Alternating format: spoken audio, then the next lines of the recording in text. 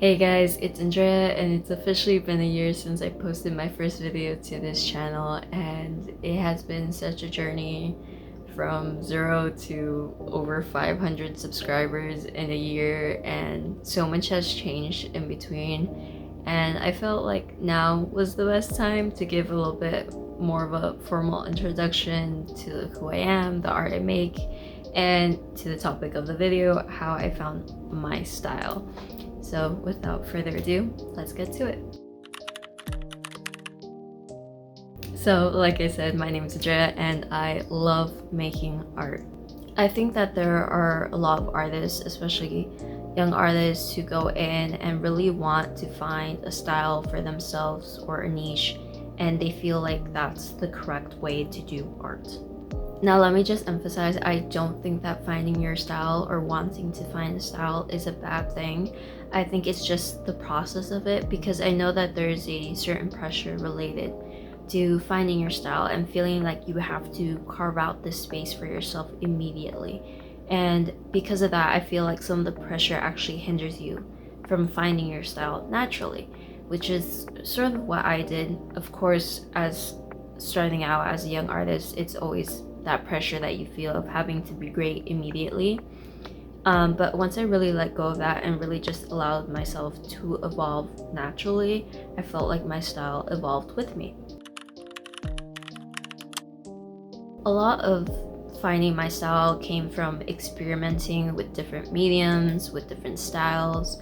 I have tried a lot of kinds of art. I've done printmaking, ceramics, painting with acrylics, oil, watercolor, photography, videography. I've done a lot.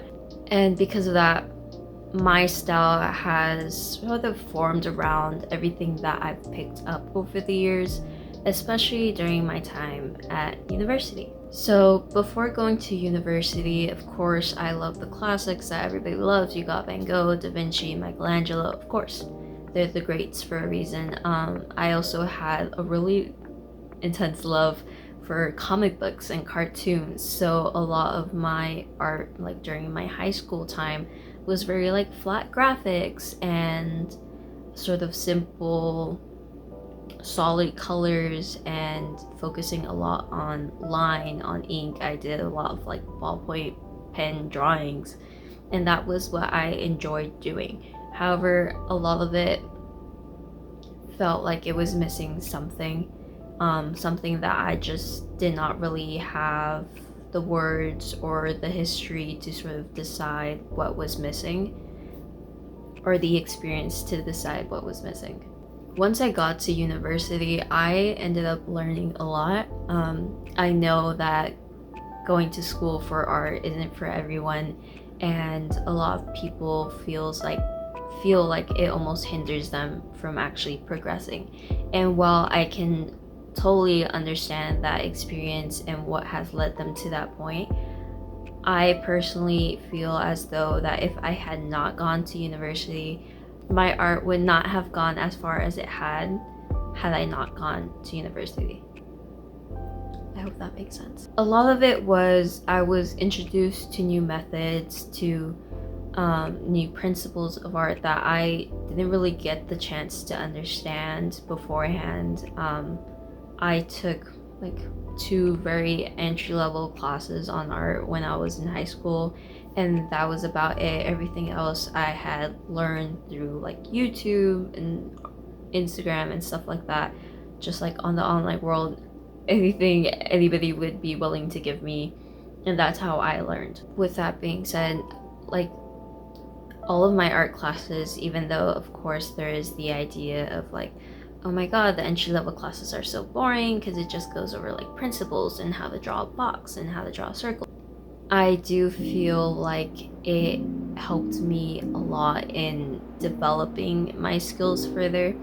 And a lot of it was also just like I tried new things that I would not have tried otherwise had I not been forced to for a class, for a grade. And a lot of this is that I was very comfortable in my own little bubble, in my box, and it was kind of scary, well, maybe not scary, but a little bit daunting to try something new when you don't really know what you're doing. and having somebody guide you like a professor and say, okay, this is the tools that you need, this is the steps we'll take, and go crazy. Part of it was the foundation, that here is what you need, here is how you can do this. And then part of it was the creativity. Now you know the foundation, now you can see what you can do with it and create what you would like to do with it. Also, along with trying out new techniques, new styles, new mediums, I got to learn a lot about art in general. I took a lot of art history classes. History was just something I've always been interested in, and art history was just combining two of my favorite things. And I took a lot of design classes, a lot of figure drawing classes, a lot of composition classes, and through that I've kind of learned bits and pieces of what I want in my own work, in what came to be my own style. While of course I still love the very flat graphics of cartoons and comic books, I found ways to sort of incorporate that with the realism that I enjoyed in Baroque paintings. And for example, in my figure drawing classes, I got to learn how important it is to consider value and how that affects the readability of your portrait. And I also learned about the Baroque and the dramatic lighting that a lot of them used in paintings. And I sort of combined, well, value is important and my love for the dramatic lighting. And I've sort of combined that too in my work, and I do my best to consider how value will affect the readability, but how value will also affect the mood and how moody something feels, how dramatic something feels. So to recap, the first two tips: let it happen naturally. Don't force it on yourself. I think that there's a lot of pressure to be this specific kind of artist, to have this specific niche, to have a specific style so early on. That does take time to develop. Even with really popular artists, they'll talk about, like Loish for example, how it took her some time to figure out that specific style that everybody knows her for now.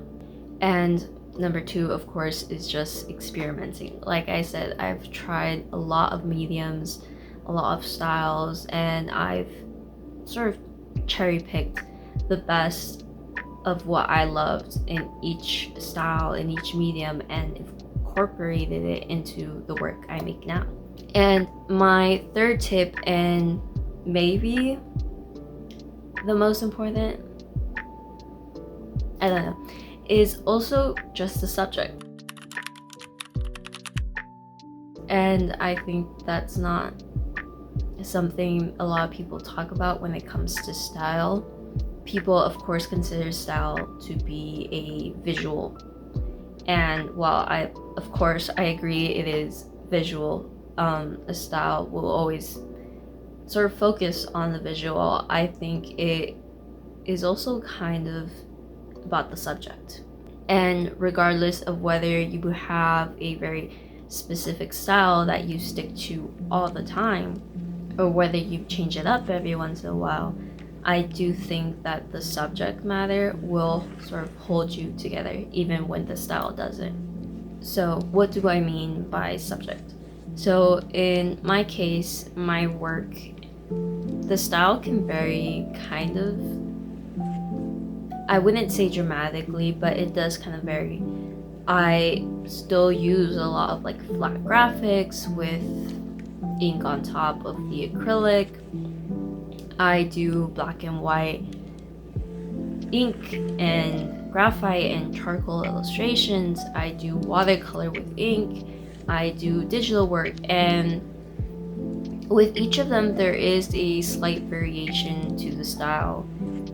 The quote-unquote style that I have now, which is a sort of balance between realism and sort of cartoony in a way, while also keeping up that sort of I wouldn't say drastic, but a really nice range of values. And even though there are variations in my work and how I choose to present it visually, whether it's graphite, whether it's digital, whether it's watercolor, whatever you want to call it, there is still that overarching feeling that it is my work. And I think a lot of it has to do with subject matter. And the reason that I know this is because it's feedback I've sort of gotten from professors and from friends, where even though it is different styles, they all still feel like it is very clearly my work. And a lot of that is because my work heavily revolves around identity. And of course, a lot of my work is portraits, self-portraits, but it's a little bit more than that. At least I would like to think so. It's about who am I to the world? Who am I to myself? Who are the people I love to meet? What is the community I'm from? And what do they mean to me? And it's all a part of my work, and regardless of how that meaning changes or how it differs slightly from one another, it is still very much about identity. And I think that is the overarching theme in my work that really ties it all together, regardless of the variations in style. And I think the theme and meaning within a piece is always going to be important. And of course, the visual aspects of a painting, of an artwork, is always going to be important. But I do believe that the meaning, the intention behind the work is sometimes just as crucial, just as influential, and it'll really affect how the audience themselves interact with your work. For example, I think a lot of Artemisia Gentileschi and Danny Cancino, Artemisia Gentileschi and Judith Beheading Holofernes, and I made a recent video on that, but there is a great love for this painting. And of course, it really just exemplifies the Baroque, the dramatic lighting, the instability, the movement. But I think a lot of love for this painting comes from her interpretation of that widely depicted story, and how her interpretation is so different from everyone else's. And a lot of that might have to do with her own lived experiences and how that bleeds through the work she makes. And similar with Danny Cancino and her work on lined paper with a ballpoint pen and painting oil on top of serape, and how that is so affected or so influenced by the life that she has lived. And yes, they are visually appealing works and they are brilliantly done, but it's the intention, the meaning behind it all that really makes them my favorite pieces. And you can sort of use that same thought process with your own work. Yes, it is visually appealing, but what will make this someone's favorite piece? What will make this so important? So yeah, those were my 3 tips on sort of helping you find your style, develop your work, letting it come naturally, try not to force it, find what you enjoy consuming when it comes to art and what you enjoy making, and really just experiment, have fun. This kind of goes hand in hand with the first one, but trying different mediums, different styles, really just let yourself be open to different options, because sometimes you might find something that you really love that you might not have expected otherwise. And third, of course, is subject. What do you want your art to be about? And I think when you really figure out those 3 things, you can find yourself developing a little bit more into the artist that you want to be. I hope you guys enjoyed this video, and I hope it helped some of you sort of figure out how to develop your art, if you want to develop your style, how to do so, and all of that. So I'll see you guys next week for a new video, and of course, if you have any questions, feel free to ask. Bye!